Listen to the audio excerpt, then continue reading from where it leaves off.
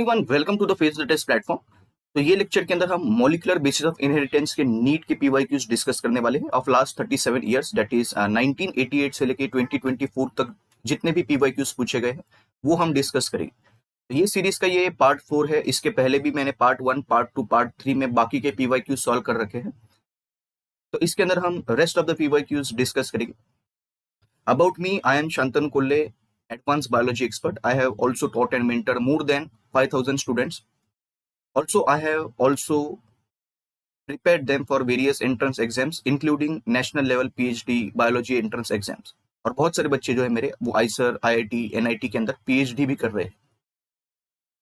तो इसके अंदर मेरा बहुत अच्छा एक्सपर्टीज रहा है, तो इससे भी आपको फायदा होगा। लगभग 32 biology subjects I can teach at और अबव MSc लेवल, और एडवांस बायोलॉजी का भी मेरा एक अदर चैनल है जो कि दूसरे चैनल पे आपको मिल जाएगा। ठीक, तो अभी हम ये लेक्चर स्टार्ट करेंगे।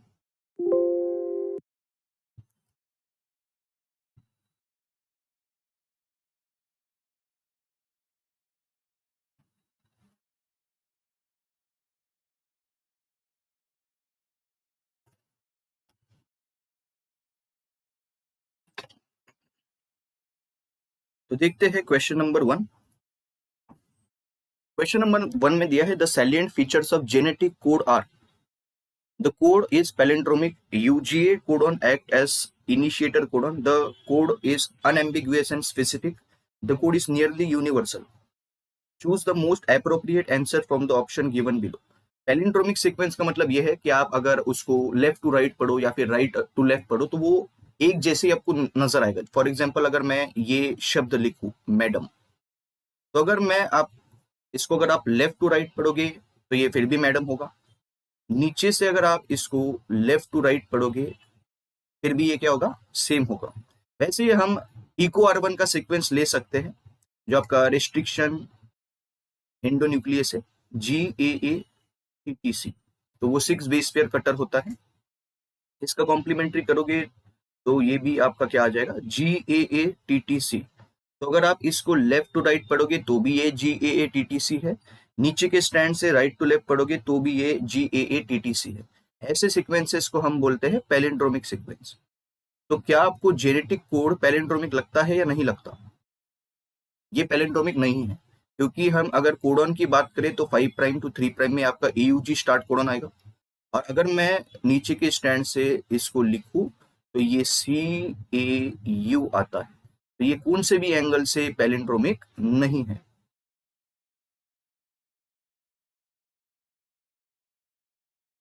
ठीक है,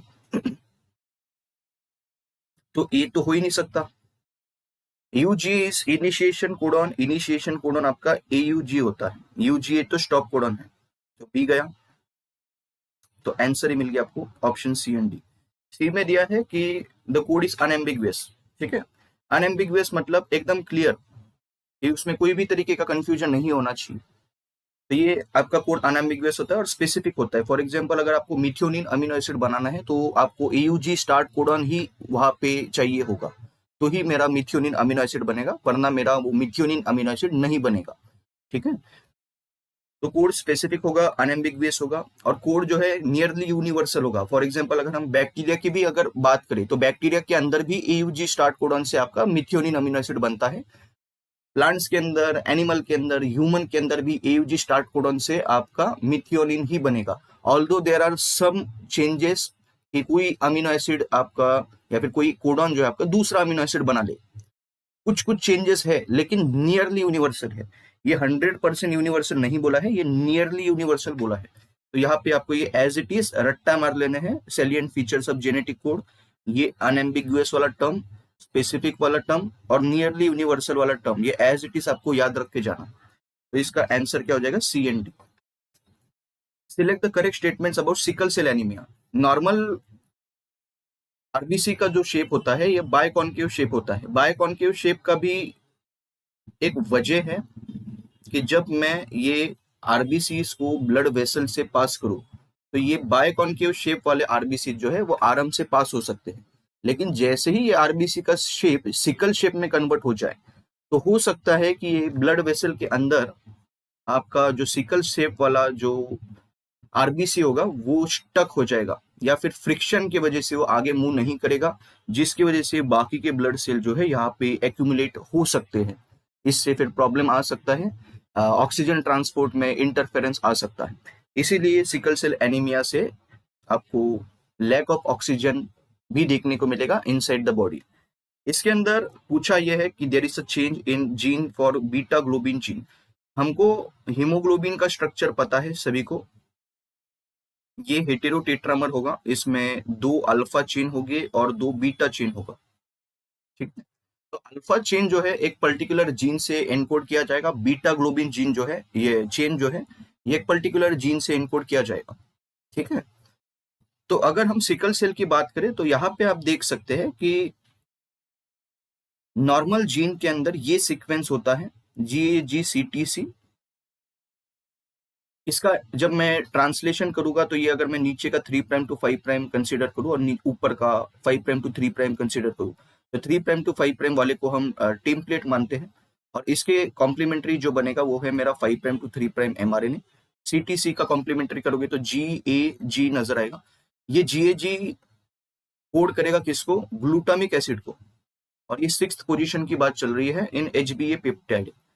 ये प्रोटीन के सीक्वेंस में नॉर्मल कंडीशन में 6th पोजीशन पे ग्लूटामिक एसिड आना चाहिए, लेकिन होता ये है कि म्यूटेशन के बाद ये जो एडेनिन है, adenine gets converted into thymine due to point mutation, और जब ये इसका मैं अभी कॉम्प्लीमेंट्री लिखूंगा तो वो नजर आएगा CAC। तो ये mRNA क्या बनेगा इससे? GUG, और GUG जेनेटिक कोड जो है ये कोड करता है वैलिन को। वैलिन जो है आपका ये हाइड्रोफोबिक अमीनो एसिड है।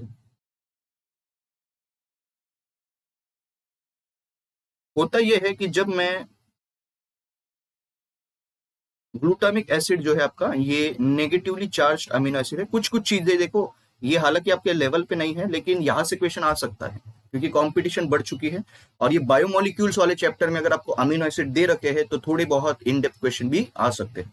तो ये नेगेटिवली चार्ज अमीनो एसिड है, और ग्लूटामिक एसिड इसका मतलब ये है कि ऑब्वियस ही बात है कि इसके स्ट्रक्चर के अंदर दो दो क्या होने चाहिए? C+O ग्रुप होने चाहिए, तभी हम उसको एसिडिक अमीनो एसिड बोलेंगे। और अगर दो दो C+O ग्रुप है तो C+O नेगेटिव की वजह से नेगेटिव चार्ज उस पर आ जाएगा। और हमको ये पता है कि जो अमीनो एसिड पे चार्ज होता है वो सोल्यूबल होता है, या फिर वो आपका वाटर के साथ इंटरेक्ट कर सकता है, वो पोलर होता है। हाइड्रोफोबिक अमीनो एसिड जो है ये वाटर से डरेगा। तो हाइड्रोफोबिक अमीनो एसिड अगर इनकॉर्पोरेट हो जाता है पेप्टाइड के अंदर, तो जब नए नए आपके ये जब टेट्रामर्स असेंबल किए जाएंगे, क्योंकि ये बनता कैसे है? ऐसे ऐसे ही बनेगा, ये 2 अल्फा चेन और 2 बीटा चेन ये ऐसे कंबाइन करके क्या बनेगा आपका? हेटेरोटेट्रामर। लेकिन अगर मैं हाइड्रोफोबिक अमीनो एसिड डाल दूं तो ये जो असेंबली है इसमें गड़बड़ हो जाएगा। जो ठीक तरीके से चलनी चाहिए थी जब ग्लूटामिक एसिड था, लेकिन मैं अगर हाइड्रोफोबिक अमीनो एसिड डाल दूं तो वो क्या हो जाएगा? वो अरेंजमेंट जो है वो डिस्टर्ब हो जाएगा, उसकी वजह से एक अलग ही शेप मिल जाएगा प्रोटीन को, और उसकी वजह से फिर शेप ही आपका क्या हो जाएगा? चेंज हो जाएगा आरबीसी का। ये लॉजिक होता है इसके अंदर। ठीक है, तो असेंबली में गड़बड़ होता है। जब मैं हाइड्रोफोबिक अमीनो एसिड बना लेता हूं तो असेंबली में गड़बड़ होगा, जो आपके चेन से उसकी असेंबली में गड़बड़ होगा, हेटेरोटेट्रामर का स्ट्रक्चर अल्टर हो जाएगा, उसकी वजह से जो शेप है आरबीसी का वो अल्टर हो जाएगा। यहाँ पे भी आप देख सकते हो नॉर्मल ग्लोबिन में आपका ग्लूटामिक एसिड बन रहा है, और म्यूटेंट बीटा ग्लोबिन ये बीटा चेन में हो रहा है, अल्फा चेन में नहीं हो रहा है। तो ये भी क्वेश्चन आएगा, मैं लिख के दे सकता हूँ ये कि ये बीटा ग्लोबिन चेन में होगा। तो बीटा ग्लोबिन चेन में यहाँ पे ग्लूटामिक एसिड की जगह पे वैलिन बनता है, और पोजीशन भी याद रखना है आपको, 6th पोजीशन। ठीक है, तो ये अभी आराम से क्वेश्चन सॉल्व हो जाएगा। There is change in gene for beta globin gene, सही है। बी ए तो होना ही चाहिए, ए तो होना ही चाहिए। In the beta globin there is valine in place of glutamic acid. ठीक है, अभी अगली बार क्या करेंगे? कौन सा पोजीशन? तो वो 6th पोजीशन भी याद रखना। तो बी गया, आंसर ही मिल गया। देखो कितने आराम से हमने क्वेश्चन सॉल्व किया। It is an example of point mutation, सही है। ठीक है, क्योंकि एक में चेंज आया है, ये GAG जो है it got converted into GTG, तो ए गॉट कन्वर्टेड इनटू टी, तो ये पॉइंट म्यूटेशन है, 6 पोजीशन, वो भी बीटा ग्लोबिन जीन के अंदर। इन द नॉर्मल जीन क्या यू इज रिप्लेस बाय ए? दो अगर हम एमआरएनए की भी बात करें तो जीएजी को जीयूजी में कन्वर्ट किया गया है। तो अगर हम एमआरएनए में बात करें तो ये एमआरएनए में नॉर्मल में आपका जीएजी है और म्यूटेटेड में है जीयूजी, ठीक है। और नॉर्मल जीएजी से आपको ग्लूटामिक एसिड मिलता था और जीयूजी के वजह से मिला वेलिन, ठीक। ये गया, तो आंसर क्या आ गया आपका? Option D. और मैंने यहाँ पे एमआरएनए ही क्यों लिया? क्योंकि क्वेश्चन वो इतना भी पागल नहीं है कि यूरासिल वो डीएनए समझ के दे। तो ये किसकी बात चल रही होगी? अगर यूरासिल की बात चल रही है मतलब ये एमआरएनए की बात कर रहे हैं, ठीक है। The codon AUG codes for methionine and phenylalanine. नहीं भाई, फिनाइलएलानिन के लिए तो यू यू यू होता है, और फिनाइलएलानिन कभी जिंदगी में हमने इनिशिएटर कोडॉन या स्टार्ट कोडॉन डिस्कस नहीं किया इसको, तो ये तो हो ही नहीं सकता, बहुत ही इजी है ये तो। A and AG both code for amino acid lysine. In the light of the above statement, choose the correct answer from the option given below. AAG. A.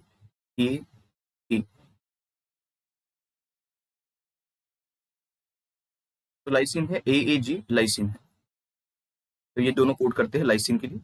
ये बात सही है, ये बात फॉल्स है। तो statement 1 incorrect, statement 2 is true, ठीक है। जेनेटिक कोड देखो आपको याद करके जाना होगा, क्योंकि जेनेटिक कोड से क्वेश्चन आते हैं।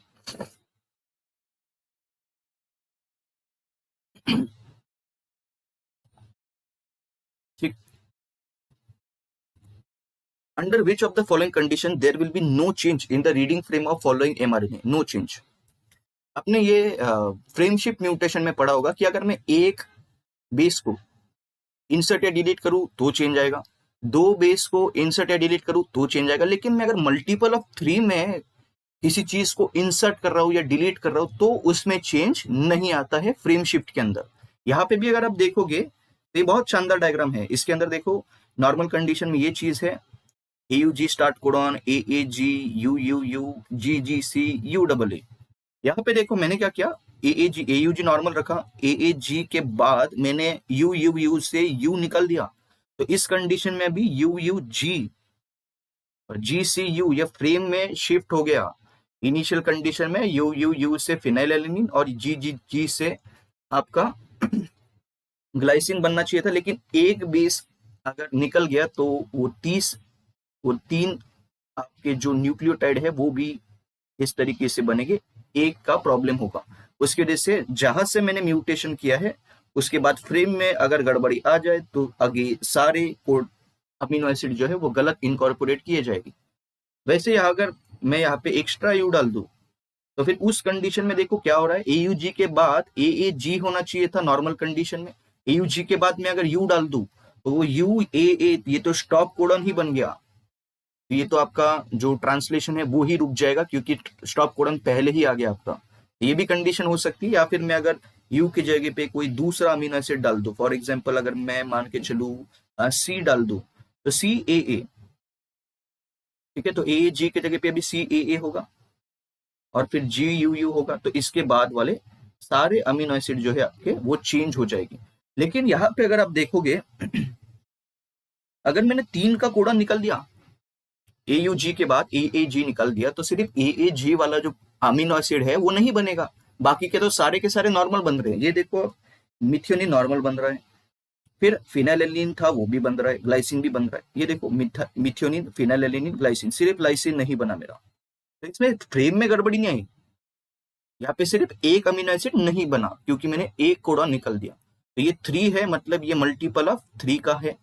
वैसे अगर मैं 6 को निकल दूं, 9 को निकल दूं एक साथ तो कोई प्रॉब्लम नहीं आने वाला, लेकिन मैं अगर ऐसे बेसिस को ऐड करूं या डिलीट करूं जो 3 के मल्टीपल नहीं है, उस कंडीशन में पूरा का पूरा फ्रेम वो शिफ्ट हो जाएगा, उसके बाद आपके सारे अमीनो एसिड गलत एनकोड किए जाएंगे। ये लॉजिक है। यहाँ से एक कंसेप्चुअल क्वेश्चन बहुत प्यारा आया हुआ है, वो भी हम डिस्कस करने वाले। तो यहाँ पे देखो अभी दिया है कि कौन से कंडीशन में there will be no change in reading frame, ठीक है। Deletion of G G U from 7th 8th 9th position. अभी हमको कुछ करना नहीं है, इसमें एनालाइज नहीं करना है आपको, आपको सिर्फ देख लेना है कि भाई ये 3 है, 6 है, 9 है, या 1 2 4 5 है, तो ये 3 का मल्टीपल दिख रहा है। तो फॉर एग्जाम्पल अगर मैं 7 8 9 से ये बोल रहा है जी जी यू को निकल दूं, ठीक है, तो ये मैंने जी जी यू को मान के चलो मैंने ये निकल दिया, तो फिर भी मेरा अभी जो पहले बन रहा था वैसा का वैसा ही मेरा अमीनो एसिड बनेगा, ठीक है। और मैं अगर जी जी यू को रखता तो मेरा सिर्फ जी जी यू से एक एडिशनल अमीनो एसिड बन सकता था, जो अब भाई मेरा नहीं बनेगा। यहाँ से भी एडिशनल अमीनो एसिड बन सकता था, लेकिन क्या यहाँ पे फ्रेम में शिफ्ट हुआ? नहीं हुआ। यहाँ पे सिर्फ एक अमीनो एसिड कम कोड किया जाएगा, तो यहाँ पे नो चेंज वाली कंडीशन आ गई। अगर मैं इंसर्ट करूं ग्वानिन को एट 5th पोजीशन, तो ये 1 2 3 4 5th, तो मान के चलो यहाँ पे मैंने 2 3 4 5th, तो यहाँ पे मैंने मान के चलो 5th पोजीशन में यहाँ पे ग्वानिन को कंसिडर किया, तो अभी देखो ये चेंज कैसे हो जाएगा, ए ए सी ए जी जी, ठीक है, फिर C G G U G C U A U, ये ऐसा चेंज हो जाएगा। और पहले नॉर्मल कंडीशन में ये ऐसा होता था, C A G C G G U G C U A U U, ठीक है, तो ऐसा होता था पहले, A C A G C G G U G C U A W. अभी जहां पे मैंने चेंज किया वहां से मेरा गड़बड़ी स्टार्ट होता है। तो ए सी तो नॉर्मल बना, हाँ। उसके बाद ए के बाद में मैंने यहाँ पे जी डाल दिया है, यहाँ पे जी डाल दिया है, तो अभी एजीसी के जगह पे क्या बन रहा है, ए जी जी सी जी जी, ठीक है। ये पूरा आगे का जो फ्रेम है वो शिफ्ट हो जाएगा, तो यहाँ पे ये आंसर नहीं होगा। वैसे ही मैं डिलीशन कितने का कर रहा हूँ, इतना एनालाइज करने की भी जरूरत नहीं आपको, आपको देखने का है कि सिर्फ कि ये मल्टीपल ऑफ 3 में है या नहीं है, ठीक है, बाकी कुछ करना ही नहीं इसके अंदर। अभी वैसे ही मैं अगर कोई एक बेस को निकाल दूं, तो क्या एक मल्टीपल है 3 का? नहीं है। तो इस कंडीशन में मैं अगर एक को डिलीट करूं तो भाई 5th पोजीशन के बाद से मेरा सारा का सारा फ्रेम जो है वो अल्टर हो जाएगा। Insertion of adenine and guanine at 4th and 5th, total कितने को ऐड किया? 2 को। Again it is not a multiple of 3, तो फिर ये फ्रेम में शिफ्ट लाएगा। तो यहाँ पे सारे कंडीशन में रीडिंग फ्रेम में चेंज आएगा एक्सेप्ट ऑप्शन 1, क्योंकि वहां पे हमने मल्टीपल ऑफ 3 में डिलीशन किया है, ठीक है। तो ये जो एक स्टेटमेंट है यहाँ से बहुत बार क्वेश्चन पूछे गए हैं, तो ये लिख के लेना, the change in frame shift occurs when the nucleotides added, that is insertion mutation या फिर डिलीशन म्यूटेशन अगर मैं करूं, are not in the multiple of 3, उस कंडीशन में फ्रेम शिफ्ट आएगा। अगर 3 के मल्टीपल में इंसर्शन या डिलीशन करूं तो उस कंडीशन में बिल्कुल भी चेंज नहीं आएगा, ठीक। Which of the following features of genetic code does allow bacteria to produce human insulin by recombinant DNA technology? Human क्या है? यूकैरियोट, और फिर भी बैक्टीरिया की मदद से हम रिकॉम्बिनेंट डीएनए टेक्नोलॉजी से ह्यूमन इंसुलिन बना सकते हैं। ह्यूमन इंसुलिन अभी जब मार्केट में आया है तो इसको नाम दिया गया है ह्यूम्यूलिन, ठीक है। तो ये एली लिली लैब्स ने पहले बनाया था, यूएसए।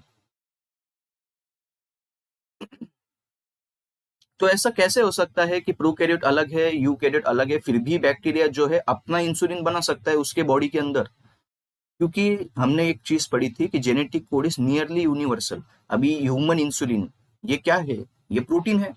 इंसुलिन क्या है? ये प्रोटीन है, ये आपने पढ़ा भी होगा 12th स्टैंडर्ड में। ये प्रोटीन है, इसके अंदर डाइसल्फाइड बॉन्ड्स भी देखने को मिलेगी। तो प्रोटीन बनेगा किससे? जेनेटिक कोड से। जेनेटिक कोड जो है, जो एमआरएनए के अंदर होगा, वो ट्रांसलेट किया जाएगा इनटू प्रोटीन। तो अगर मैं ये बोलूं कि भाई एयूजी स्टार्ट कोडॉन आपका बैक्टीरिया के अंदर भी मिथियोनिन बनाता है, ह्यूमन के अंदर भी मिथियोनिन बनाता है, तो लगभग जो जेनेटिक कोड अपने अंदर देखने को मिलते हैं वही आपको बैक्टीरिया के अंदर भी देखने को मिल रहा है, और वही अमीनो एसिड भी बनाते हैं वो।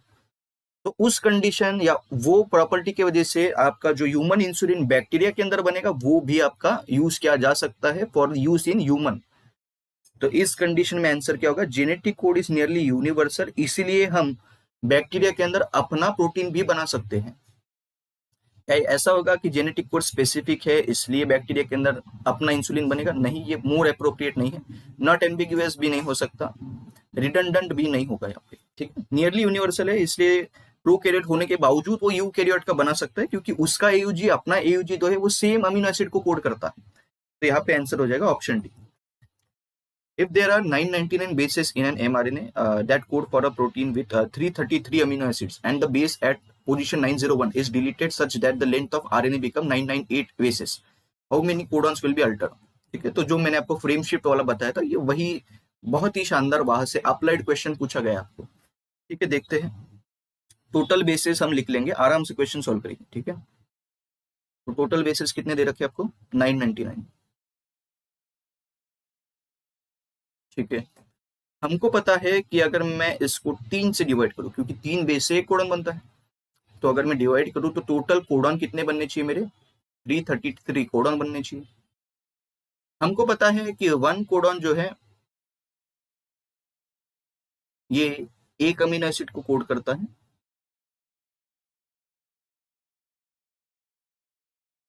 ठीक है। हम उस रिस्पेक्ट में बात नहीं कर रहे कि आपके 61 कोडन है और वो 20 अमीनो एसिड को कोड करे। हम अगर मान के चलो एयूजी कोडन की बात करें कि ये एक ही एयूजी कोडन होता है और एक ही मिथ्योनिन होता है, तो मिथ्योनिन कोड करने के लिए सिर्फ एक कोडन होगा, तो यहाँ से फिर जो अमीनो एसिड बनेगी वो 333 अमीनो एसिड्स बनेगी। सही बात है, ठीक है। तो यहाँ पे अगर मैं ये लिख दूं कि बेस नंबर 1, या फिर कोडॉन लिख लेते, चलो कोडॉन लिखते हैं, ये कोडॉन है, ये क्या है? कोडॉन है। तो ऐसे आपके बहुत सारे कोडॉन हो गए, 1 2 3, ठीक है। डिलीशन कहाँ से किया आपने? 901th base is deleted, 901th base, मतलब 900 बेसिस तो नॉर्मल हो गए ना, 900 बेसिस तो नॉर्मल है। नॉर्मल कितना है? 900 बेसिस, मतलब अगर मैं डिवाइड बाय 3 करूं तो 300 कोडॉन तक मैंने कुछ भी उसको छेड़ा नहीं है। 901th बेस मैंने छेड़ा हुआ, उसको डिलीट किया हुआ है। तो 300 कोडॉन या 900 बेसिस तक तो मैंने कुछ भी हाथ नहीं लगाया, मतलब वो तो नॉर्मली बनेगी, जो अमीनो एसिड वहां से बनने चाहिए थे वही बनेंगे। तो यहाँ से 300 कोडॉन तक मेरी जो चीज है वो मैंने इसको अनटच किया है, यहाँ पे कोई भी तरीके का म्यूटेशन नहीं है। टोटल बेसिस हमने बात किया था कि 333 होगा, तो यहां से somewhere around here there will be last base. फिर यहाँ पे आपका 300 कोडॉन या फिर यहाँ पे आपका 900 बेस आएगा। उसके बाद यहां से मेरा 301th कोडॉन स्टार्ट होगा, जिसका जो बेस है वो 901th बेस होगा, और मैंने अगर इसको डिलीट कर दिया तो 300 के बाद से जो भी मेरा चेंज आएगा वो 300 कोडॉन, 300 कोडॉन या 920 के बाद आएगा। यहाँ पे फिर मेरा फ्रेम शिफ्ट हो जाएगा, और फिर यहाँ से जो भी अमीनो एसिड्स कोड किए जाएंगे वो चेंज किए जाएंगे। तो 300 कोडॉन ये है, और ये इसमें लगभग कितने कोडॉन्स आते हैं फिर? 333 माइनस 300, तो 33 कोडॉन्स इसके अंदर आते हैं, जो कि चेंज हो जाएगी due to frame shift mutation, ठीक है। तो यहाँ पे आंसर क्या हो जाएगा आपका? 33, क्योंकि पूछा है how many codons will be alter, ठीक है। अच्छा क्वेश्चन था ये, एनालाइज करने वाला क्वेश्चन था, बहुत ही शानदार क्वेश्चन था। Which one of the following is the starter codon? AUG codon, बच्चों वाला क्वेश्चन। एयूजी, यूएए तो स्टॉप कोडॉन है, यूएजी तो स्टॉप कोडॉन है, यूजीए तो स्टॉप कोडॉन है, ठीक है। विच of the following is not a property of genetic code? Non overlapping, ambiguous, universal degeneracy. ये तो आपको मैंने बोला था कि इसके 3 प्रॉपर्टीज याद रख लेने हैं। नॉन एम्बिगुअस, ठीक है। दूसरा है डीजेनरेट या फिर डीजेनरेसी, या इसको रिडंडेंट भी बोल सकते हैं। तीसरा प्रॉपर्टी याद रखना है नियरली यूनिवर्सल,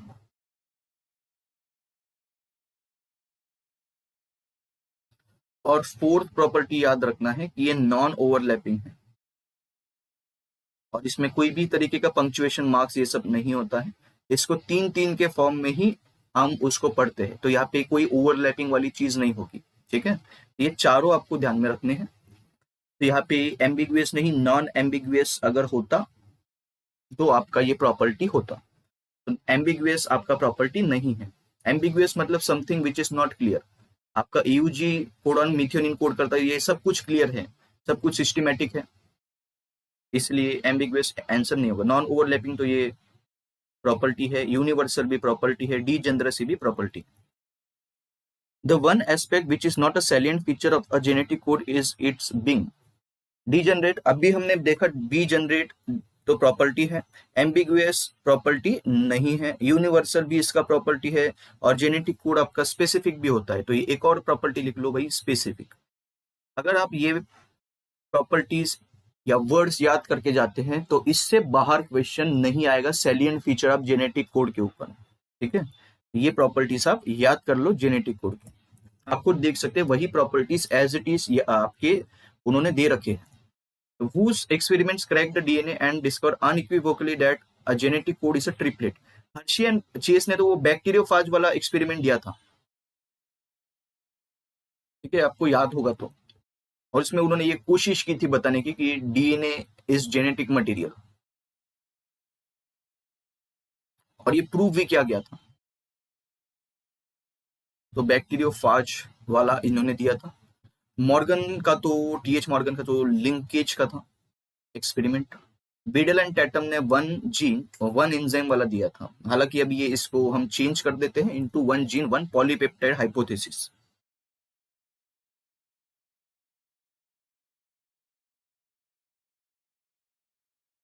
ठीक है, तो बच्चा नीरेनबर्ग एंड मथाई, तो इन्होंने ये दिया था कि जेनेटिक कोड इज ट्रिपलेट। ये आंसर सही होगा।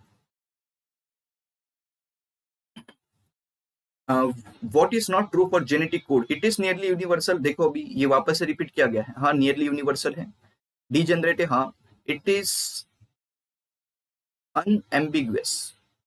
और 4 दिया है कि a codon is in mRNA is read in a non-contiguous fashion। unambiguous भी है ये।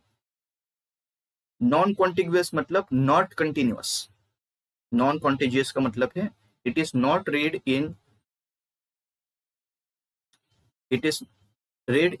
non-continuous fashion, ऐसा दे रखा है इन्होंने। क्या ये नॉन कंटिन्यूस फैशन में रीड करते हैं? क्या हम उसमें एक भी बेस डिलीट करते हैं, या फिर उसको अगर हम नहीं गिनते, फॉर एग्जांपल अगर मैं ऐसा लिख दूं AUG AAC GAG, तो अगर मेरा ये ऐसा है तो मैं इसको ऐसा का ऐसा 3-3 के फॉर्म में पढ़ूंगा फ्रॉम 5 प्राइम टू 3 प्राइम। क्या मैं कभी ऐसा करूंगा कि AUG मैंने पढ़ लिया फिर अभी मैं ACG पढ़ लूंगा और A को गायब कर दूंगा? ऐसा तो नहीं होगा।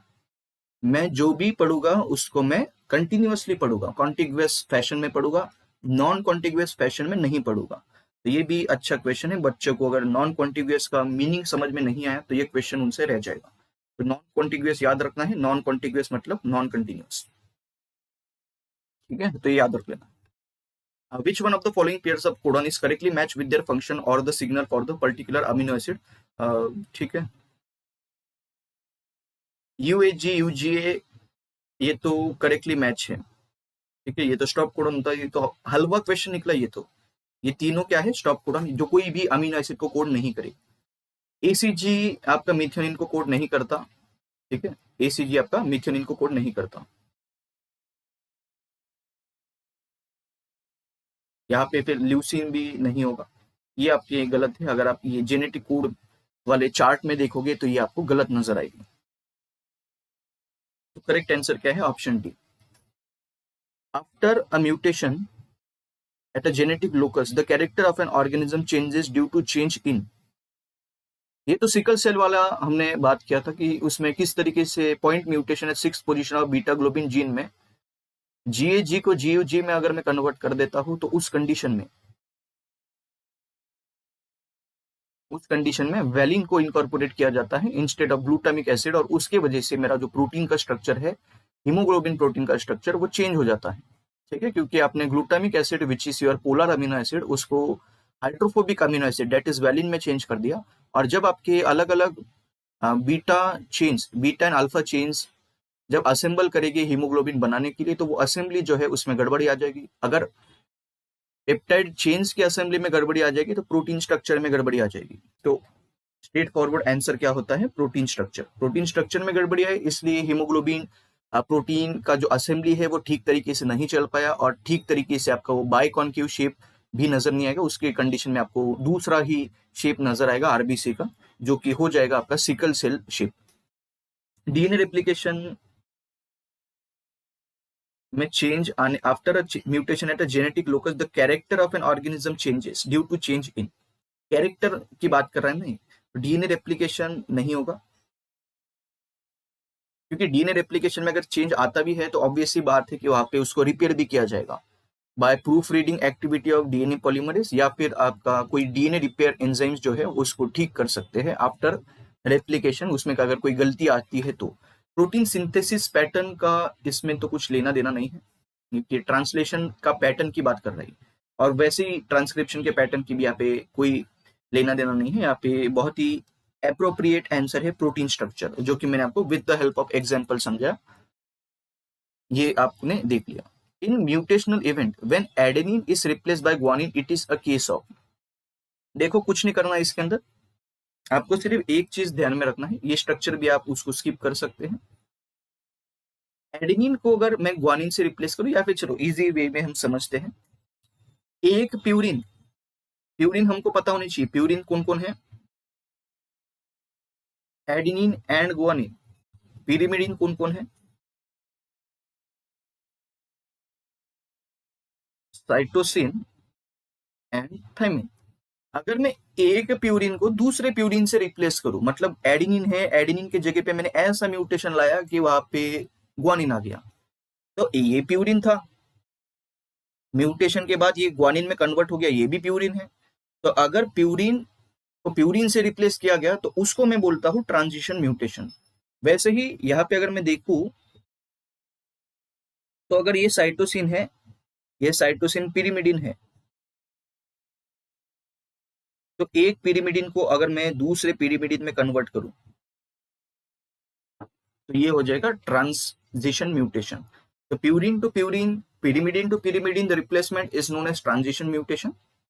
और अगर मैं प्यूरिन को पिरिमिडिन से रिप्लेस करूं, प्यूरिन को पिरिमिडिन से रिप्लेस करूं, या पिरिमिडिन को प्यूरिन से रिप्लेस करूं, तो वो हो जाएगा मेरा ट्रांसवर्शन म्यूटेशन। जैसे कि आप यहाँ पे देख सकते हैं, एडेनिन प्यूरिन है, साइटोसिन पिरिमिडिन है। तो प्यूरिन को पिरिमिडिन से अगर मैं कन्वर्ट कर दूं, या फिर साइटोसिन को मैं एडेनिन में कन्वर्ट कर दूं, तो ये हो जाएगा ट्रांसवर्शन म्यूटेशन। वैसे ही ग्वानिन को अगर मैं थाइमिन से रिप्लेस करूं, तो purine got converted into pyrimidine, this is case of transversion mutation. ठीक है, तो यहाँ पे भी ये इजी है, एडेनिन क्या है, प्यूरिन, रिप्लेस किया गया बाय प्यूरिन। कौन सा केस है ये, फ्रेमशिप तो हो ही नहीं सकता इसमें, तो इंसर्शन डिलीशन पढ़ते हो आप। ट्रांसक्रिप्शन ये तो बिल्कुल नहीं हो सकता, फिर ट्रांसवर्शन नहीं हो सकता, क्योंकि ट्रांसवर्जन में या तो प्यूरिन को पिरिमिडिन से रिप्लेस करो, या पिरिमिडिन को प्यूरिन से रिप्लेस करो। प्यूरिन टू प्यूरिन चल रहा है यहाँ पे, तो आंसर क्या हो जाएगा, ट्रांजिशन। ठीक है, बहुत पहले आया हुआ है, लेकिन मेरे हिसाब से जो जो मैं आपको बोलते रहता हूँ कि इंपॉर्टेंट है, तो वो आने के चांसेस बनते हैं, क्योंकि कंपटीशन इंक्रीज हो चुका है। वो ये नहीं चाहते आपसे कि बहुत सारे बच्चों को 720 में से 720 मिले, ठीक है, क्योंकि उससे उनका भी काम जो है वो मुश्किल हो रहा है, एडमिशन काउंसलिंग में दिक्कत आ रही है। तो वो भी ये चाहेंगे कि थोड़ा सा पेपर का डिफिकल्टी टफ किया जाए, जैसे जेई का पेपर का होता है, उसमें आपको रेयरली बच्चों को इक्वल मार्क्स मिलते हुए नजर आएंगे। ठीक है, what would happen if in a gene encoding a polypeptide of 50 amino acids 25th codon is mutated to UAA? UAA क्या है आपका, स्टॉप कोडॉन। ये आपका नॉनसेंस म्यूटेशन वाली बात होगी, प्रीमेच्योर स्टॉप कोडॉन बन जाएगा। 50 अमीनो एसिड्स जब मेरे बनेंगे, तो कितने कोडॉन हो गए, 50 कोडॉन।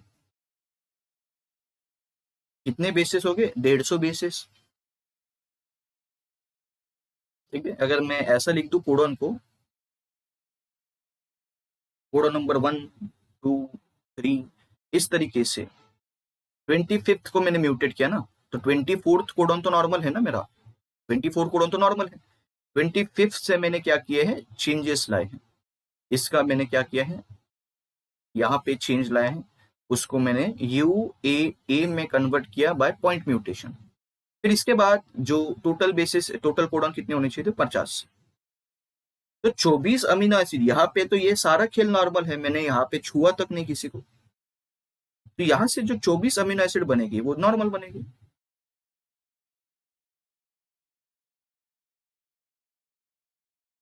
और यहाँ पे अगर पॉइंट म्यूटेशन से ये स्टॉप कोडॉन बन जाए तो यहाँ से अभी मेरा ट्रांसलेशन जो है वो स्टॉप हो जाएगा, मतलब इसके बाद वाली ट्रांसलेशन नहीं चलेगी, क्योंकि जहां जहां मेरा स्टॉप कोडॉन आ जाता है वहां पे मेरा ट्रांसलेशन रुक जाता है।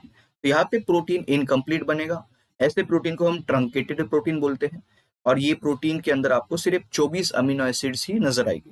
तो polypeptide of only 24 amino acid will be form, सही बात है। ये दिया है कि, इसमें दिया है कि एक पॉलीपेप्टाइड चेन 24 का बनेगा और दूसरा 25 का बनेगा, नहीं होगा, क्योंकि 24 के बाद आपका ट्रांसलेशन ही नहीं चलेगा, क्योंकि वहां पे आपका प्री मैच्योर स्टॉप कोडॉन आ गया है। थर्ड में दिया है polypeptide of 49 amino acid, 49 amino acid भी नहीं बन सकता भाई, 24 ही बनना चाहिए। 25 अमीनो एसिड नहीं बन सकता, इसमें बच्चे कंफ्यूज हुए होंगे, लेकिन 25 नहीं बनेगा क्योंकि 25th कोडॉन पे आपने उसको स्टॉप कोडॉन बना दिया है। तो 24 कोडॉन नॉर्मल है ना, तो 24 अमीनो एसिड ही बनेगा। ये क्वेश्चन बहुत ही अच्छा क्वेश्चन है, क्योंकि इसमें बच्चे ऑप्शन ए और ऑप्शन डी में अटक सकते थे, तो ये स्टार मार्क कर लो इसको, ये वापस से रिपीट किया जाएगा, ये तरीके का क्वेश्चन। ठीक है, ये भी अच्छा क्वेश्चन है, ये आ सकते हैं वापस से।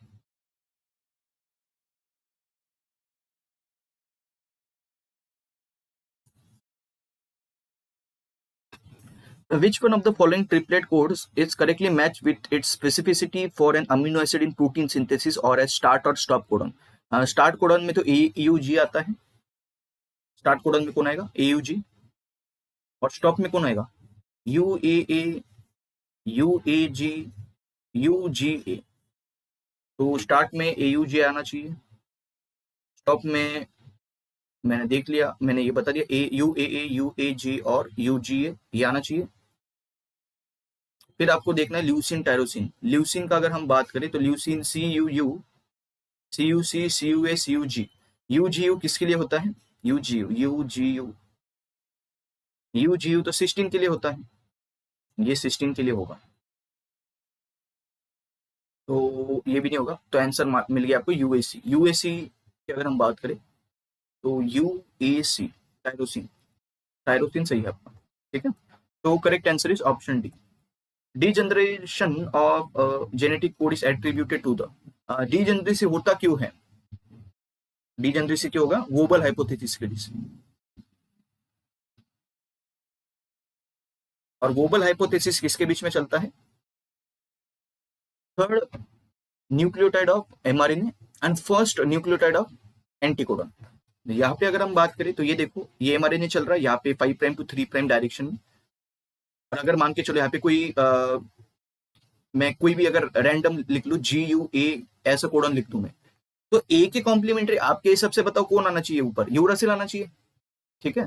लेकिन ये यूरासिल के जगह पे कोई दूसरा भी आ सकता है, जैसे कि यहाँ पे अगर वोबल हाइपोथेसिस का रूल अगर हम देखें तो अगर mRNA पे एडेनिन होता है तो tRNA के एंटीकोडन पे यूरासिल भी हो सकता है और आइनोसिन भी हो सकता है, ठीक है। या फिर चलो समझने के लिए चलो दूसरा ले लेते हैं, एडेनिन की जगह पे हम दूसरा लेते हैं, ये GU रहने देते हैं, GU, और थर्ड पे कौन सा लू आपका, चलो यूरासिल ले लेते हैं। यहाँ पे मैंने मान के चलो यूरासिल लिया, ऊपर बताओ आना क्या चाहिए, साइटोसिन आना चाहिए, हाँ, एडेनिन आना चाहिए, इसका कॉम्प्लीमेंट्री, हाँ। अभी मुझे बताओ कि ऊपर एडेनिन आना चाहिए या नहीं आना चाहिए, आना चाहिए, लेकिन according to wobble hypothesis, according to wobble hypothesis uracil के कॉम्प्लीमेंट्री मेरा एडेनिन भी आ सकता है, गुआनिन भी आ सकता है और आइनोसिन भी आ सकता है, मतलब यहाँ पे मेरा CAA भी आ सकता है, CAG भी आ सकता है और CAI भी आ सकता है। तो ये तो अगेंस्ट कॉम्प्लीमेंट्री बेस पेयरिंग चल रहा है, हम तो यही पढ़ते हैं कि एडेनिन को यूरासिल के साथ हाइड्रोजन बॉन्डिंग कराओ, गुआनिन को साइटोसिन के साथ हाइड्रोजन बॉन्डिंग कराओ, लेकिन ये तो भाई गड़बड़ हो गया ना। तो यहाँ पे आपको समझना यह है कि आपका जो थर्ड पोजीशन होता है mRNA का और फर्स्ट पोजीशन होता है tRNA का, ये दोनों के बीच में नॉर्मल हाइड्रोजन बॉन्डिंग नहीं चलती है, वहां पे नॉन कैनोनिकल हाइड्रोजन बॉन्डिंग चलती है, या फिर ऐसे हाइड्रोजन बॉन्डिंग चलेगी कि वो नॉर्मल नहीं है। उसकी वजह से आपका यूरासिल ग्वानिन के साथ में भी बेस पेयर कर सकता है और आइनोसिन के साथ भी बेस पेयर कर सकता है। लेकिन अगर मैं ये पहले दो पोजीशन की बात करूं तो पहले के दो पोजीशन नॉर्मल हाइड्रोजन बॉन्डिंग ही दिखाएंगे। ठीक है, एक और चीज आपको ध्यान में रखनी है कि जब मेरा ये 5 प्राइम टू 3 प्राइम है तो ऑब्वियस सी बात है यहाँ पे आपका 3 प्राइम टू 5 प्राइम तरीके से बाइंडिंग चलेगी किसकी, टीआरएनए। ठीक है, ये टेबल भी बहुत इंपॉर्टेंट है। थर्ड पोजीशन पे कौन आ सकता है अकॉर्डिंग टू वोबल हाइपोथेसिस, वो यहाँ पे दे रखा है। ये भी पूछा जा सकता है, जेनेटिक कोड से बहुत ज्यादा क्वेश्चन नहीं आए हैं, मैं ये लिख के दे सकता हूँ कि यहाँ से ट्रिकी क्वेश्चन आएगा। तो ये आपको ध्यान से पढ़ के जाना है, wobble hypothesis. Degeneracy of genetic code किसकी वजह से हो रहा है फिर ये सब चीज, कि GUU मेरा कोडन है तो CAA बाइंड होना चाहिए था, लेकिन फिर भी CAG वाला टीआरएनए बाइंड कर गया, CAI वाला टीआरएनए बाइंड कर गया। क्यों हो रहा है? Because of degeneracy of genetic code.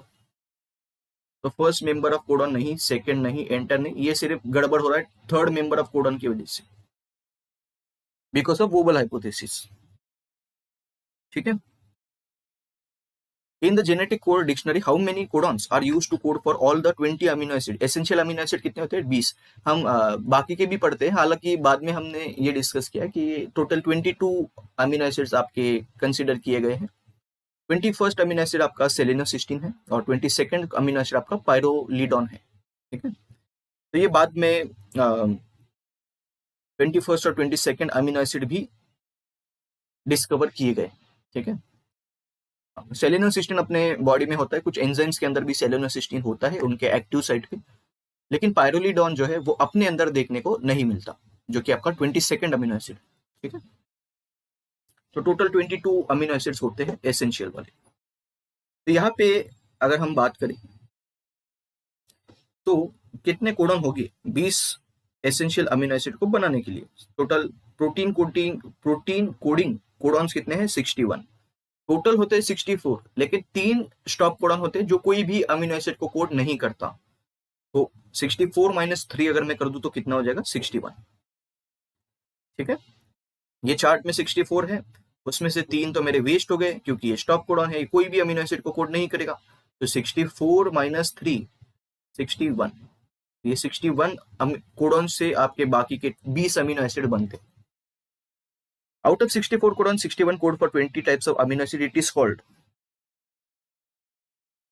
क्या ये ओवरलैपिंग ऑफ जीन की वजह से होता है? नहीं। वोवल हाइपोथेसिस की वजह से होता है? नहीं। यूनिवर्सलिटी ऑफ कोडॉन से, तो फिर आपको अगर कोडॉन यूनिवर्सल होते हैं तो मैं तो फिर यहाँ से एक कोडॉन से एक ही अमीनो एसिड बोलता। ठीक है, या फिर यूनिवर्सलिटी ऑफ कोडॉन का मतलब ये बोल रहा है कि दूसरे प्रोकैरियोट के अंदर बात अलग है और यूकैरियोट के अंदर बात अलग है, तो ऐसी भी कोई कंडीशन नहीं है। यहाँ पे डीजनरेसी ऑफ जेनेटिक कोड वाला कंडीशन आ जाएगा। इसका मतलब ये है one amino acid is coded by more than one codon.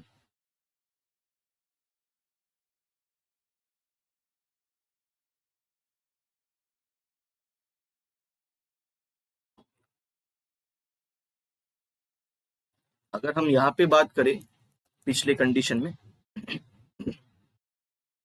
तो आप खुद देखो कि प्रोलीन को बनाने के लिए देखो 4 कोडॉन है। ठीक है, उसमें भी लास्ट बेस पे डिफरेंस आ रहा है, बाकी के सीसी जो है वो सारे इसमें सीसी है, लास्ट बेस के वजह से प्रॉब्लम आता है। ठीक है, पहले दो को कोई प्रॉब्लम नहीं होगा। आप अगर आइसोल्यूसिन को भी देख ले तो AU कोई प्रॉब्लम नहीं, लेकिन तीसरे से प्रॉब्लम स्टार्ट होता है। ठीक है, तो यहाँ पे मोर देन या फिर one amino acid can be coded by more than one codon. तो ये क्या है? It is nothing but degeneracy of genetic code, redundancy of genetic code. अगर मेरा एक कोडॉन एक अमीनो एसिड को कोड करता तो उस कंडीशन में फिर 20 कोडॉन होने चाहिए थे सिर्फ 20 अमीनो एसिड के लिए, लेकिन यहाँ पे तो मल्टीपल है, क्योंकि यहाँ पे डिफरेंस सिर्फ लास्ट बेस की वजह से आ रहा है, which is because of your wobble hypothesis. लेकिन उसको हम वोबलिंग ऑफ कोडॉन नहीं बोलते, ये गलत शब्द है, इसको हम डीजनरेसी बोलेंगे। Change in sequence of nucleotide in DNA, अगर कोई भी तरीके का आप चेंज लाते हो न्यूक्लियोटाइड इन डीएनए में तो वो mRNA के अंदर भी रिफ्लेक्ट करेगा, प्रोटीन के अंदर भी रिफ्लेक्ट करेगा। तो वो जो चेंज आ रहा है उसको हम क्या बोलेंगे, म्यूटेशन। म्यूटाजेन मतलब जो चेंज लाएगा। ट्रांसलेशन टू प्रोटीन सिंथेसिस होता है। Recombination is exchange of genetic segments between homologous DNA molecule, तो ये भी नहीं होगा। आपका आंसर क्या हो जाएगा, mutation. Which of the following is initiation codon, तो स्टार्ट कोडन की बात कर रहा है, और स्टार्ट कोडन हम सभी को पता है कि मिथ्योनिन को कोड करेगा, तो AUG आंसर होना चाहिए। इनिशिएशन कोडन अगेन वही बात, यूकैरियोट के अंदर भी AUG start codon. What base is responsible for hotspot for spontaneous point mutation. अभी ये थोड़ा सा इन डेप्थ है, ये बहुत पहले पूछा गया है, लेकिन हम याद रख सकते हैं क्योंकि ये थोड़ा इंपॉर्टेंट बन जाता है मॉलिक्यूलर बायोलॉजी के अंदर, कि हम हॉटस्पॉट क्यों बोलते हैं मिथाइल 5-मिथाइल साइटोसिन को। जो आपका नॉर्मल बेस होता है साइटोसिन, उसके 5th पोजीशन पे मैं आपको मिथाइल ग्रुप जोड़ देता हूँ, तो ये अभी बन जाता है 5-मिथाइल साइटोसिन। होता यह है कि अगर मैं ऐसे स्ट्रक्चर से NH2 ग्रुप को रिमूव कर दूं, तो ये मेरा बन जाएगा थाइमिन के अंदर।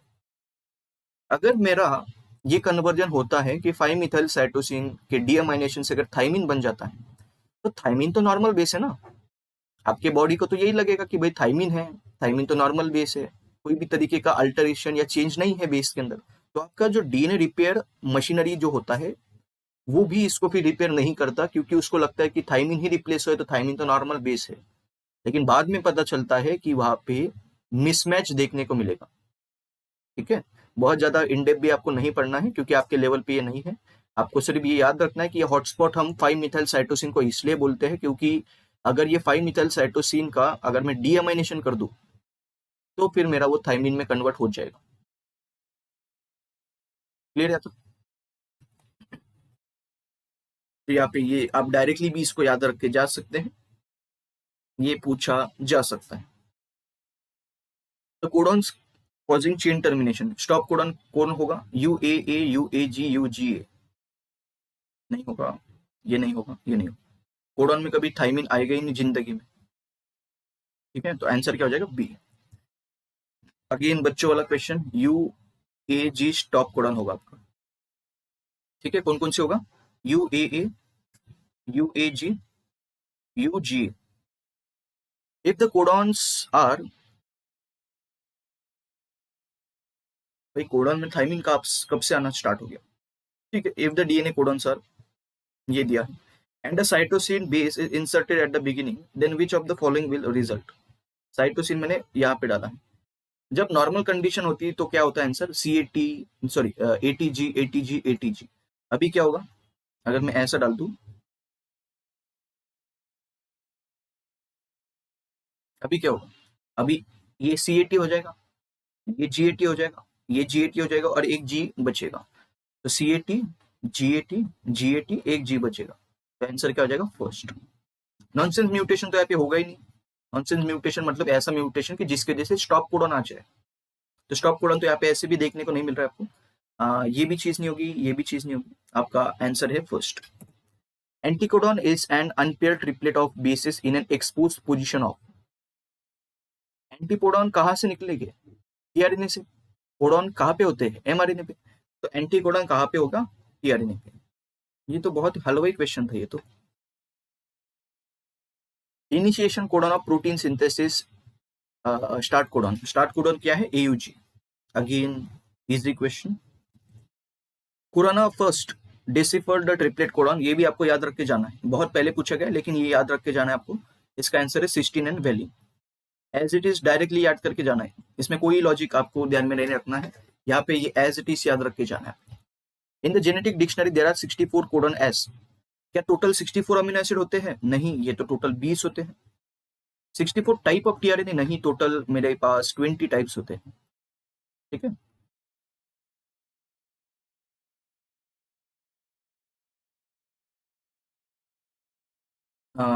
इसमें अगेन आपको बहुत डेप्थ में नहीं जाना है कि टीआरएनए जो है वो 64 या 61 टाइप्स के नहीं होते हैं। टीआरएनए चार्जिंग या अमाइनो एसाइलेशन का अगर आपने नाम सुना होगा, तो वो अमाइनो एसाइलेशन करने के लिए जो एंजाइम्स होते हैं जिसको हम टीआरएनए सिंथेटेज बोलते हैं, अमीनो एसिड टीआरएनए सिंथेटेज, उसके 2 क्लासेस होते हैं, क्लास 1 और क्लास 2। क्लास 1 10 टाइप का होता है और क्लास 2 10 टाइप्स के होते हैं, ठीक है। तो 64 टाइप्स तो कहीं पे आपको देखने को नहीं मिलेगा टीआरएनए।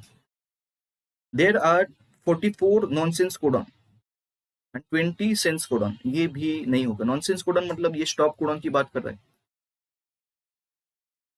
ऐसा थोड़ी कि 20 आपके नॉर्मल कोडॉन हो गए और 44 आपके स्टॉप कोडॉन हो गए, तो उसकी वजह से आपको ये कंडीशन देखने को मिली। आंसर क्या है, जेनेटिक कोड इज ट्रिपलेट। अगर आपने परम्यूटेशन और कॉम्बिनेशन पढ़ा होगा, तो जब मेरा ट्रिपलेट होता है कोई चीज, तो यहाँ पे आपका या तो एडेनिन आ सकता है, या यूरासिल आ सकता है, या साइटोसिन आ सकता है, ग्वानिन आ सकता है, या साइटोसिन आ सकता है। This place can be filled by 4 ways. वैसे ही यहाँ पे भी अगर हम नॉर्मली बात करें, तो ये 4 वेज से इसको फिल किया जा सकता है। और थर्ड प्लेस जो है, इसको भी हम 4 प्लेसेस से फिल कर सकते हैं।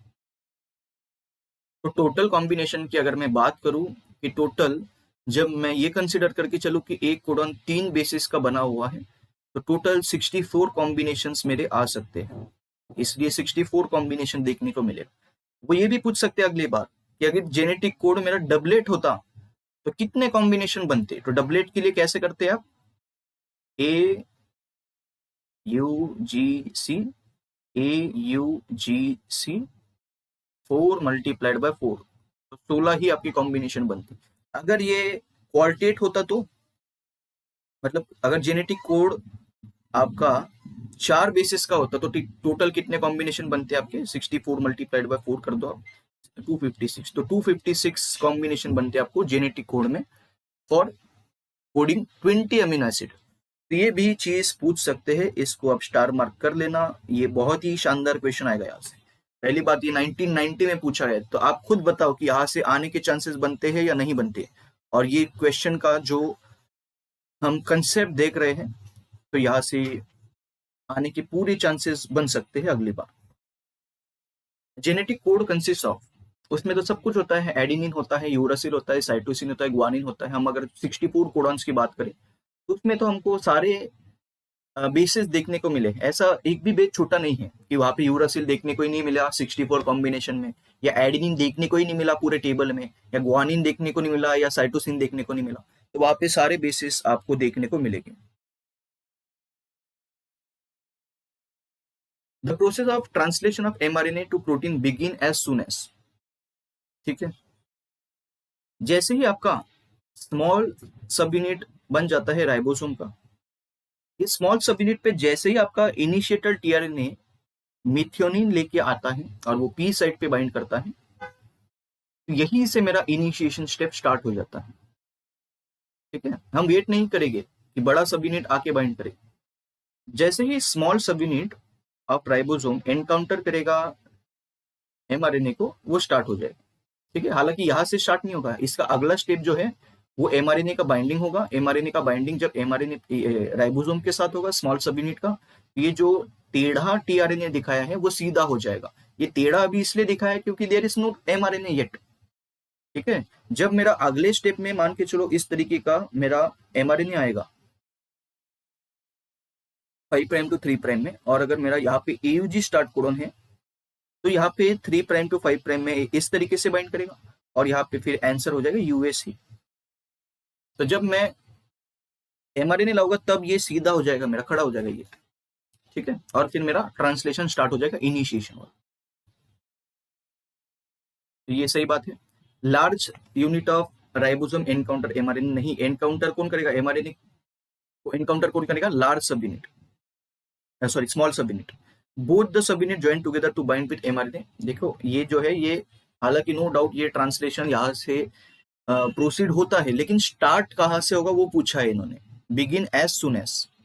तो जैसे ही आपका स्मॉल सब यूनिट जो है एमआरएनए को एनकाउंटर करेगा, तब से मेरा ये स्टार्ट होता है। ये भी नहीं होगा tRNA is activated and the large सब unit of ribosome encounter mRNA, नहीं होगा, ठीक है। तो आंसर क्या हो जाएगा इसका, फर्स्ट, ठीक है। अच्छा क्वेश्चन था, ये ट्रिकी क्वेश्चन बनाया इन्होंने, तो इसमें थोड़ा सा आपको इन डेप्थ जानना था। हालांकि हम ये इसके अंदर बात नहीं करेंगे इन डेप्थ वाले की। हम जब molecular basis of inheritance starting to advance चीज पढ़ेंगे, तो वहां पे आपको ये क्लियर हो जाएगा। विच of the following RNA is not required for synthesis of protein. ऐसा आरएनए जो है ये जीन नॉकआउट के लिए यूज किया जाता है, ये आरएनए इंटरफेरेंस में यूज किया जाता है।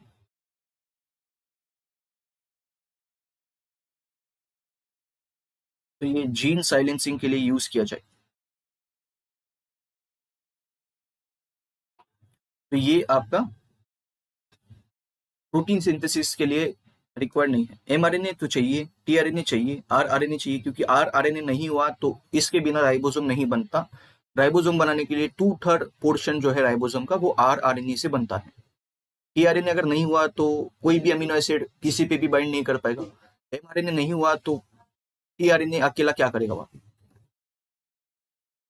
The first phase of translation is binding of mRNA to ribosome, recognition of DNA molecule. भाई ये तो हरगिज नहीं होगा। अमीनो एसिलेशन ऑफ टीआरएनए, ये सही बात है, इसी को हम टीआरएनए चार्जिंग बोलते हैं, ये ध्यान में रखना है। अगर ये लेवल तक क्वेश्चन आ रहा है तो थोड़ा थोड़ा आपको इंडेप पढ़ना पड़ेगा आपसे। रिकॉग्निशन ऑफ एंटीकोडॉन, ये भी पहला स्टेप नहीं है ट्रांसलेशन का, फर्स्ट स्टेप पूछा है। Binding of mRNA to ribosome first step नहीं होगा, पहले टीआरएनए का चार्जिंग होगा। टीआरएनए के चार्जिंग में होता यह है कि अगर मैं यहाँ पे इस तरीके से बात करूं तो पहले नॉर्मल टीआरएनए होता होगा, वो नॉर्मल टीआरएनए के ये 3 प्राइम सीसीए, ये अमीनो एसिड एक्सेप्टर साइट होता है। ये अमीनो एसिड एक्सेप्टर साइट पे जैसे ही मैं अमीनो एसिड को जोड़ू तो फिर मेरा ये जो अभी टीआरएनए बनेगा इसको मैं चार्ज टीआरएनए बोलूंगा, या फिर इसको अमीनो असाइलेटेड टीआरएनए बोलूंगा। ठीक है, कुछ नहीं किया मैंने, अमीनो एसिड लाया, टीआरएनए के 3 प्राइम एंड पे सीसीए एंड जो होता है उसको हम अमीनो एसिड एक्सेप्टर एंड बोलते हैं, उस पे मैंने ये जोड़ा। जोड़ने के लिए 2 एटीपीज लगते हैं।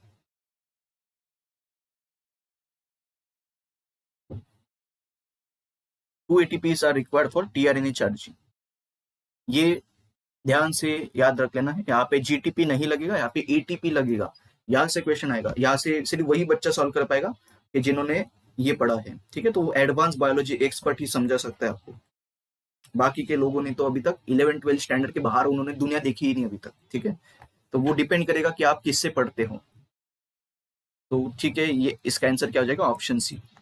Many ribosomes may associate with a single mRNA to form multiple copies of a polypeptide simultaneously. Such strings of ribosomes are termed as, बहुत सारे राइबोसोम एक एमआरएनए पे ट्रांसलेट करेंगे, उसको हम पॉलीजोम बोलते हैं।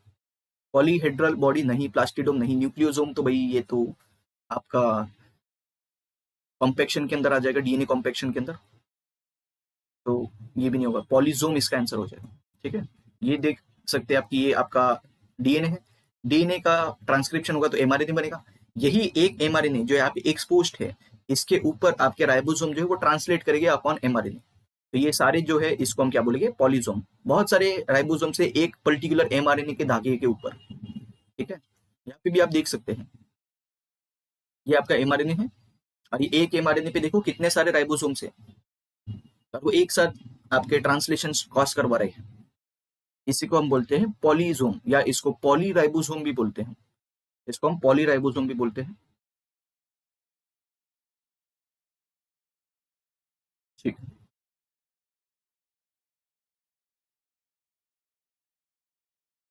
a complex of ribosomes attached to a single strand of RNA is known as। ठीक है, ये तो वही बात है ना कि बहुत सारे राइबोसोम्स है वो एक सिंगल स्ट्रैंड ऑफ आरएनए पे बाउंड है, उसको हम क्या बोलेंगे, ओकाज़की फ्रेगमेंट। तो डीएनए सिंथेसिस में पढ़ते हैं, पॉलीमर भी नहीं होगा, ये आंसर होगा polysome. Polysome is formed by, again वही बात, ribosome with several sub unit, क्या इससे पॉलीजोम बनेगा, नहीं। Ribosomes are attached to each other in a linear arrangement, क्या राइबोसोम को एक साथ अटैच किया जा रहा है, नहीं। Several ribosome, many ribosomes are attached to a single mRNA, इसको हम बोलेंगे polysome. Many ribosome attach to strand, भाई ये स्ट्रैंड किसका हमने देखा अभी, एमआरएनए का। ठीक है, तो आंसर क्या आ जाएगा, ऑप्शन सी। तो पॉलीजोम पे बहुत क्वेश्चन आए। द टू सब यूनिट ऑफ राइबोसोम, अगर मुझे लार्ज सब यूनिट और स्मॉल सब यूनिट जोड़े हुए रखना है, अगर मैं मान के चलूँ ये 50s है और ये 30s है और ये दोनों मिलके 70s बना रहा है, तो इनको जोड़े रखने का जो काम है वो मैग्नीशियम आयन करेगा, मैग्नीशियम आयन। मैग्नीशियम आयन का एक थ्रेशोल्ड कॉन्सेंट्रेशन होना चाहिए, उसके कम अगर हमने दिया तो ये नहीं होगा, ये दोनों सेपरेट हो जाएंगे, 50s अलग 30s अलग, 70s complex will be disrupted. Minimum concentration या क्रिटिकल आयन कॉन्सेंट्रेशन या थ्रेशोल्ड कॉन्सेंट्रेशन होना चाहिए मैग्नीशियम आयन का इन द सराउंडिंग, तभी मेरा 70s कॉम्प्लेक्स बनेगा। अगर वो क्रिटिकल आयन कॉन्सेंट्रेशन या थ्रेशोल्ड कॉन्सेंट्रेशन से कम मैंने मैग्नीशियम का कंटेंट दिया तो उस कंडीशन में 70s कॉम्प्लेक्स नहीं बनेगा। ज्यादा दिया तो कोई प्रॉब्लम नहीं है, हानिकारक नहीं है, कम दिया तो फिर 70s नहीं बनेगा। तो यहाँ पे आंसर क्या हो जाएगा, मैग्नीशियम। कैल्शियम नहीं होगा, कॉपर नहीं होगा, मैंगनीज नहीं होगा। मैग्नीशियम जो है डीएनए पॉलीमरेज को एफिशिएंटली फंक्शन करने के लिए एज अ कोफैक्टर भी मैग्नीशियम चाहिए। आरएनए पॉलीमरेज के एक्टिव साइट पे भी मैग्नीशियम आयंस होते हैं, बाइंड होते हैं। तो मैग्नीशियम आप याद रख सकते हैं, मैग्नीशियम बहुत ही इंपॉर्टेंट आयन है मॉलिक्यूलर बायोलॉजी के अंदर। which antibiotic inhibits interaction between tRNA and mRNA during bacterial protein synthesis. तो कोडॉन और एंटीकोडॉन के बीच में जो बेस पेयरिंग है उसको इनिबिट किया जाएगा बाय नियोमाइसिन। हालांकि ये क्वेश्चन जो है आप स्किप कर सकते हैं क्योंकि ये बहुत पहले पूछा गया और आपके सिलेबस में अभी इनिबिटर्स नहीं दे रखे ट्रांसलेशन के, तो ये आप स्किप कर सकते हैं। ये सीरीज में लास्ट 37 ईयर के करवा रहा हूँ, इसलिए मैंने ये क्वेश्चन भी डाल दिया इसमें, ठीक है। ये वाला स्किप कर सकते हैं। Amino acid sequence in protein synthesis is decided by the sequence of, किसके बेसिस पे अमीनो एसिड सीक्वेंस बनेगा बोलो, एमआरएनए के, सीडीएनए नहीं, टीआरएनए नहीं, आरआरएनए बिल्कुल नहीं। एमआरएनए के अंदर जो कोडॉन होगा वही कोडॉन के रिस्पेक्टिव अमीनो एसिड्स को जोड़ दिया जाएगा। तो एमआरएनए का जो सीक्वेंस है वो डिसाइड करेगा आपका अमीनो एसिड का सीक्वेंस। रेप्लिका प्लेटिंग आ गया इस बार। Using imprints from a plate with complete medium.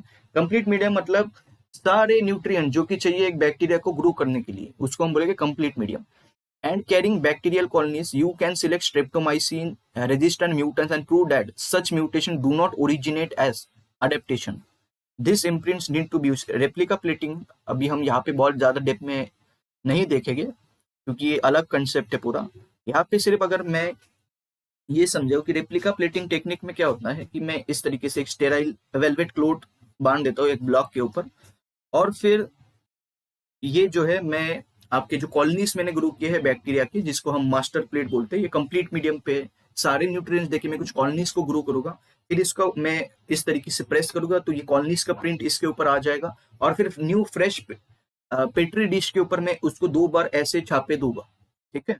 एक मैं लूंगा मैं कि कोई एक एंटीबायोटिक जिसके लिए हम स्टडी करना चाहते हैं उसको मैं एब्सेंट लूंगा, और एक इसमें वो पर्टिकुलर एंटीबायोटिक डालूंगा मैं, ठीक है। अगर कोई बैक्टीरिया में एक सुपर पावर आ गया होगा कि मैं तो भाई ये बैक्टीरिया में जिंदा रहूंगा, तो उस कंडीशन में वो फिर भी ग्रो करेगा। जैसे कि आप देख सकते हैं एम्पिसिलिन एंटीबायोटिक में फिर भी मेरे ये कॉलोनीज ग्रो कर रहे हैं, और जब मैंने एंटीबायोटिक डाला ही नहीं तो उस कंडीशन में तो सारे ग्रो करेंगे, ठीक है, क्योंकि एंटीबायोटिक नहीं है। एंटीबायोटिक डालने के बाद भी देखो ये भयंकर वाले जिंदा है, फर्स्ट सेकंड और थर्ड वाले, और ये फर्स्ट सेकंड थर्ड कर दूं मैं, चलो इसको फर्स्ट सेकंड थर्ड कर दूं, और फोर्थ और फिफ्थ ये मेरे ग्रो नहीं कर रहे हैं जब मैं एम्पिसिलिन डाल रहा हूं। इसका मतलब ये जो कॉलोनीज हो गए फोर्थ और फिफ्थ बैक्टीरिया के, ये एम्पिसिलिन सेंसिटिव हो गए, मतलब एंटीबायोटिक दिखते ही ये डर जाएंगे, ये मर जाएंगे। लेकिन कुछ डेंजर वाले बैक्टीरिया है कि जो एंटीबायोटिक के प्रेजेंस में भी ग्रो कर सकते क्योंकि उन्होंने सुपर पावर जनरेट कर ली है। तो ये इस तरीके से एनालाइज कर सकते हैं आप कि डिफरेंट एंटीबायोटिक रेजिस्टेंट कॉलोनीज बनते हैं या नहीं, ठीक है। तो भी ऐसे बहुत सारे, अगर मान के चलो एनवायरमेंट में ऐसे बैक्टीरिया बनना स्टार्ट हो गए कि एंटीबायोटिक रेजिस्टेंस से, और अगर आपको मान के चलो कि कोल्ड हो गया, फीवर हो गया, और उस कंडीशन में अगर आपने एंटीबायोटिक लिया, तो ऐसा भी हो सकता है कि इवोल्यूशन के साथ साथ अगर बैक्टीरिया को सुपर पावर मिलते चले गया तो फिर आप फिर उसको ठीक कर ही नहीं पाओगे, क्योंकि वो आपके बॉडी के अंदर वो बैक्टीरिया सर्वाइव कर जाएगा। इसलिए डॉक्टर जो है ये प्रिस्क्राइब नहीं करते कि ज्यादा एंटीबायोटिक कोई ले हेवी वाले स्टार्टिंग में, क्योंकि आपके बॉडी के अंदर ये आदत पड़ सकती है कि वो जो बैक्टीरिया है वो सर्वाइव कर जाए और उससे फिर आपका बाद में बुखार ठीक ना हो, ठीक है। तो उसमें एक मेथिसिलिन रेजिस्टेंट स्टेफिलोकोकस ऑरियस भी होता है, MRSA बोलते हैं। तो ये पर्टिकुलर जो ऑर्गेनिज्म है उसने बहुत ही ज्यादा एंटीबायोटिक रेजिस्टेंस दिखा रखा है। तो ये मैंने आपको ऐसे इनडेप्थ पॉइंट बता दिया है, ठीक है, नॉलेज के लिए। तो यहाँ पे देखो कुछ नहीं करना है, यहाँ पे सिर्फ एम्पिसिलिन की जगह पे स्ट्रेप्टोमाइसिन एंटीबायोटिक आपको याद रख के जाना है, क्योंकि क्वेश्चन में आपको स्ट्रेप्टोमाइसिन दिया है। तो जैसे ही मैंने एम्पिसिलिन दिया तो इसके जगह पे स्ट्रेप्टोमाइसिन डाल दो आप। फिर दिया है कि फिर क्या दिया है, you can select streptomycin resistant mutant. मतलब मुझे क्वेश्चन में रेजिस्टेंट मतलब ये पूछा है कि भाई एंटीबायोटिक के प्रेजेंस में भी मुझे जिंदा कॉलोनी चाहिए, तो क्या करोगे आप? ठीक है,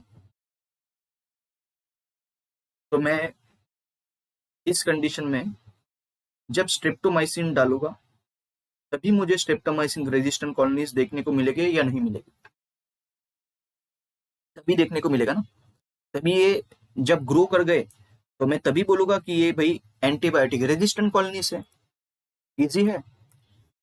मिनिमल मीडियम नहीं, conflicts with and without streptomycin. With से तो भाई अगर विदाउट डालूंगा मैं तो विदाउट से आपको कैसे पता चलेगा कि कोई बैक्टीरिया जो है वो एंटीबायोटिक रेजिस्टेंट है? यहाँ पे तो सारे के सारे बैक्टीरिया ग्रो करेगी, क्योंकि एंटीबायोटिक नहीं है यहाँ पे, तो इनका लॉटरी है।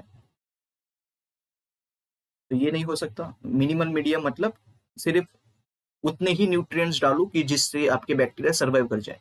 हमको ये नहीं देखना है कि मिनिमल मीडियम या फिर कोई अमीनो एसिड के प्रेजेंस में कौन ग्रो कर रहा है, अमीनो एसिड एब्सेंट है तो कौन ग्रो कर रहा है, वो नहीं देखना। हमको चेक करना है कि एंटीबायोटिक रेजिस्टेंस कौन है। तो उस कंडीशन में तो भाई एंटीबायोटिक ही डालूंगा ना, तभी मुझे पता चलेगा कि कौन सा बैक्टीरिया एंटीबायोटिक रेजिस्टेंट है। इसलिए ऑप्शन सी होगा।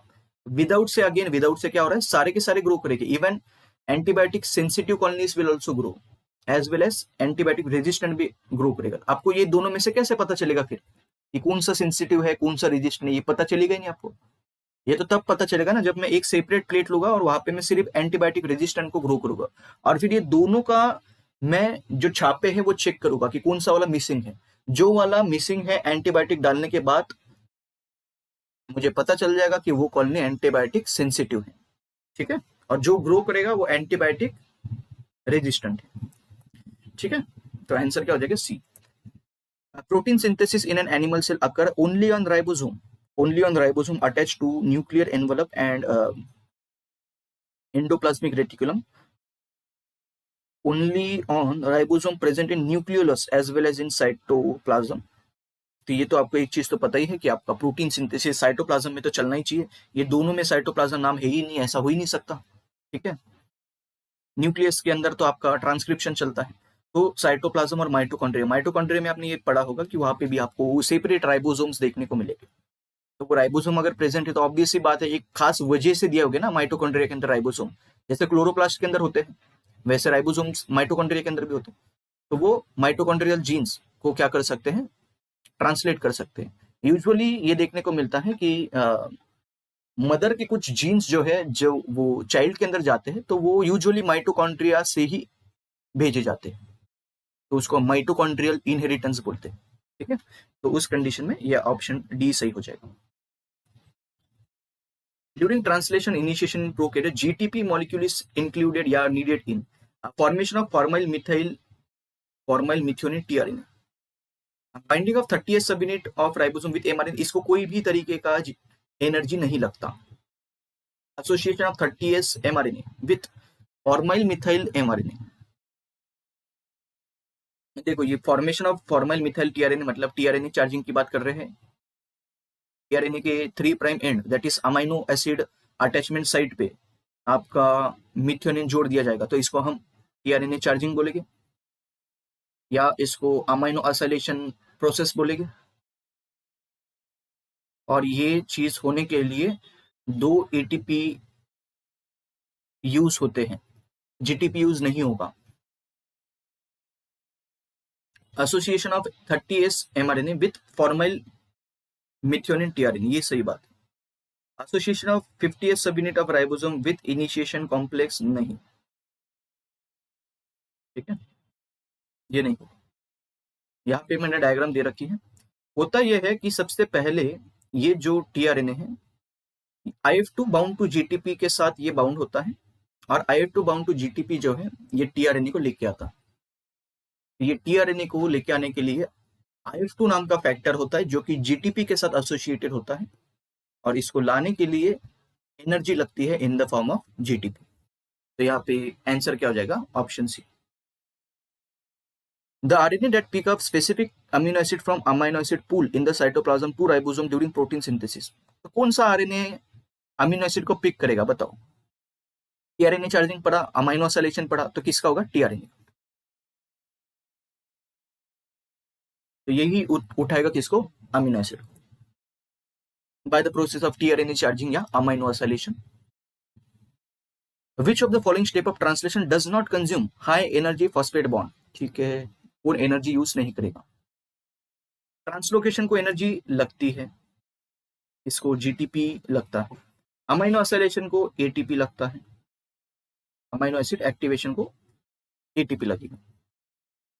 Amino acid tRNA binding to A site, इसको जीटीपी लगता है। ट्रांसलोकेशन किया जाता है बाय फैक्टर EFG, ये फैक्टर होता है, it is usually bound to GTP. ठीक है, टीआरएनए चार्जिंग के लिए 2 ATPs लगते हैं। Amino acid tRNA binding to A site, इसके लिए आपके पास फैक्टर होता है EFTU, ये एसोसिएटेड होता है जीटीपी के साथ। और पेप्टिडिल ट्रांसफरेस रिएक्शन हमने तो पढ़ रखा है भाई कि इसको कोई भी तरीके का एनर्जी नहीं लगता, क्योंकि ये राइबोजाइम के द्वारा कैटालाइज किए जाएंगे। उसमें अगर हम प्रोकैरियोट की बात करें तो हमने ये देखा था कि 23S rRNA ये रिएक्शन कैटालाइज कर सकता है। और अगर हम यूकैरियोट की बात करें, और ये क्वेश्चन आया भी है, हमने ये सॉल्व भी किया है, यूकैरियोट के ऊपर अभी तक क्वेश्चन नहीं आया है, 28S rRNA वहां पे मौजूद होगा। ठीक है, तो ये दोनों क्या है, राइबोजाइम से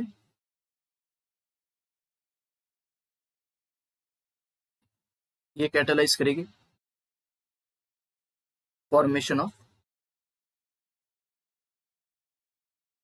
पेप्टाइड बॉन्ड। तो ये कोई भी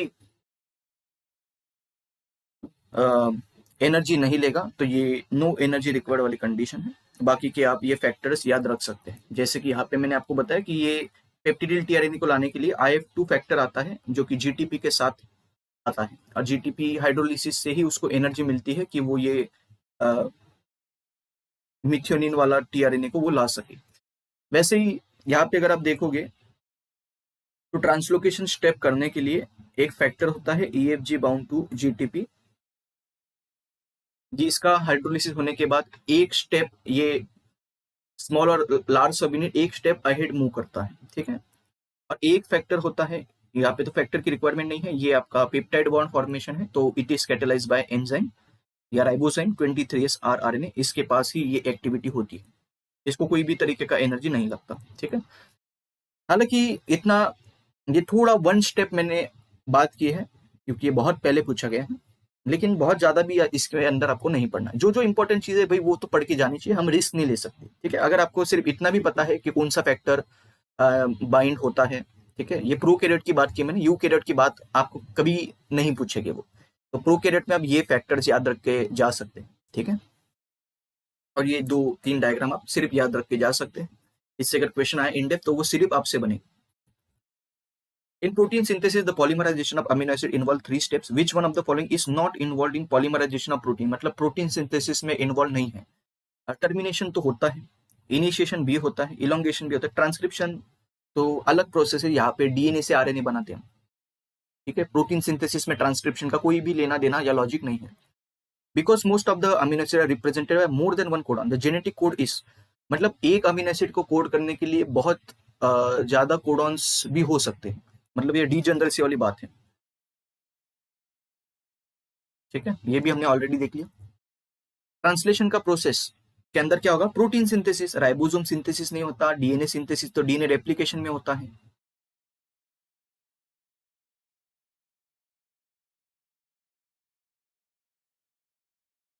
और आरएनए सिंथेसिस तो ट्रांसक्रिप्शन में होता है। यहाँ पे आप ट्रांसक्रिप्शन भी बोल सकते हैं, और दूसरा आरएनए रेप्लिकेशन नाम की भी चीज होती है। ठीक है, तो आरएनए भी रेप्लिकेट कर सकता है। अगर आपको लग रहा होगा आरएनए रेप्लिकेट नहीं करता तो वो एकदम गलत बात है। RNA replicate by replicase enzyme. ठीक है, ये भी पूछा जा सकता है कि क्या आरएनए रेप्लिकेट करेगा या नहीं करेगा। बहुत बेसिक क्वेश्चन आ सकता है यहाँ से, जो बहुत सारे बच्चों को कंफ्यूज करेगा। ठीक है, तो ये किससे होगा? Bye DNA polymerase.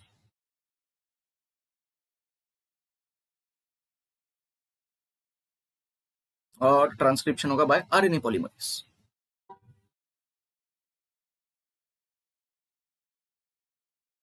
ठीक है, बहुत बढ़िया। तो ये खत्म। ये तो इसी तरीके से हम क्वेश्चन सॉल्व करेंगे धीरे धीरे। वन शॉट सीरीज भी आएगी, ऐसे वन शॉट सीरीज करोगा कि वो कंसेप्ट जो है आपके जिंदगी में कभी आप नहीं भूलोगे, वो चिपक जाएगी आपके दिमाग के अंदर। पीवाईक्यूज की भी सीरीज चल रही है, मुझे सिर्फ आपका सपोर्ट चाहिए क्योंकि अपना चैनल न्यू है। तो ये लाइक शेयर सब्सक्राइब आप कर सकते हैं। ऐसा लेवल का कंटेंट मुझे नहीं लगता आपको मिलेगा, हालांकि मैं उतना पॉपुलर नहीं हूँ क्योंकि मैं नीट के अंदर अभी अभी आया हूँ। ठीक है, ऑनलाइन के अंदर, ऑफलाइन के अंदर तो मैं कब से हूँ। तो ऑनलाइन के लिए मुझे आपका सिर्फ सपोर्ट चाहिए। बहुत ही शानदार कंटेंट आपको मिलेगा। आप किससे भी कंपेयर करोगे तो ये लेवल का कंटेंट आपको नहीं मिलेगा। वो पॉपुलर हो सकते हैं, ठीक है, मैं अभी के लिए मैं पॉपुलर नहीं हूँ ऑनलाइन के ऊपर, लेकिन वक्त चेंज कर देगा सब। ठीक है, तो आई होप ये लेक्चर बहुत ही ज्यादा हेल्पफुल रहा होगा। So see you in the next lecture. Thanks for watching.